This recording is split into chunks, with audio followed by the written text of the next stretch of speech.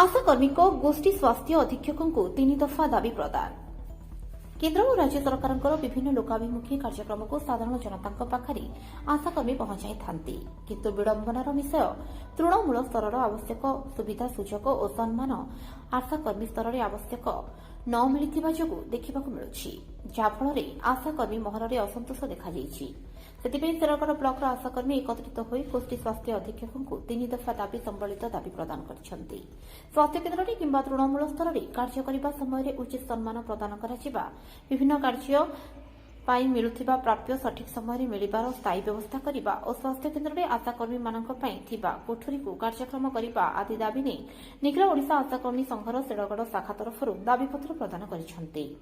उक्त विषय को दृष्टि आकर्षण कर तुरंत समाधान करा नगले आंदोलन जोरदार होगा संघ तरफ चेतावनी देते। एने समस्या को अनुध्यान करने उचित पदक्षेप ग्रहण कर प्रतिश्रुति मिलता विशेष सूत्र जमापड़ी। शेरगड़ू अखिल कुमार पट्टनायक रिपोर्ट, जिला खबर।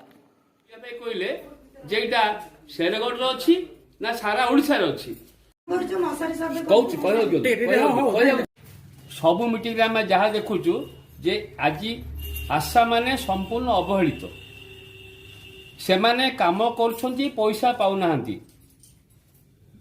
2020 काम लागु आशा जो था कि भी आशा जो ठीक काम रे लागुनी ए तीनटा अभियोग देछन। आशा ग्रह अछि कि हां अछि। सेकंड मीन्स स्वास्थ्य कर्मी मीन्स एएन तू आसी दिले हमें तू निजे निजे डिलीवरी कर दे, हमें कांगी जिवु बोले से माने हमहु कहउछथि तू तारेरा करथि। जो भौणी कहथिले व्यवहार से भौणी वर्तमान बरहमपुर अछि, से आसुजी वर्षा तलर कथा मत भी कहि दिले।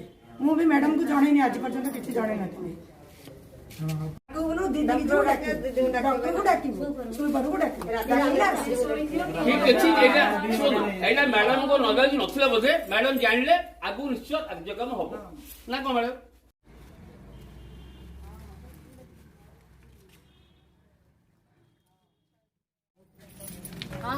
गंजाम जिला मो ना सस्मिता कुमारी पाढ़ी, मुझे निखिल ओडिशा आशाकर्मी संघर गंजाम जिलार सभापति अच्छे।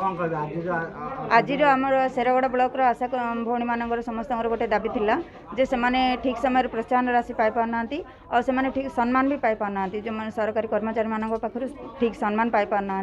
ता सहित तृतीय प्रोत्साहन राशि पाई पाना। आशा गृह गोटे अच्छे, आशा गृहर ठीक व्यवहार हो पानी। ये सब दाबी नहीं कि आम आज दाबीपत्र देवाई सीएससी शेरगड़ सीएससी इंचार्ज मैडम को आज देलु दाबीपत्र और मैडम भी कहते से 10 दिन भितर से सल्व करदे चेष्टा करिए। मु डॉक्टर सन्नो देवी एठिकार सुपरिटेडेंट सीएससी शेरगड़। आशा मानकर जहाँ भी अभियोग अच्छी मु निश्चय इनक्वारी करी, तार निश्चय सॉल्यूशन काढ़ी within 10 days I will solve the problem. और आशा गृह कथा इट ऑलरेडी आमर स्ट्रक्चर हमको हैंड ओवर हो जाइए, खाली पीएचडी इलेक्ट्रिकल हेनी बोली आम खोलिनी, ना खोलिक हम हैंड ओवर कर। मशारी कथा within 10 days it will be sorted out. 10 दिन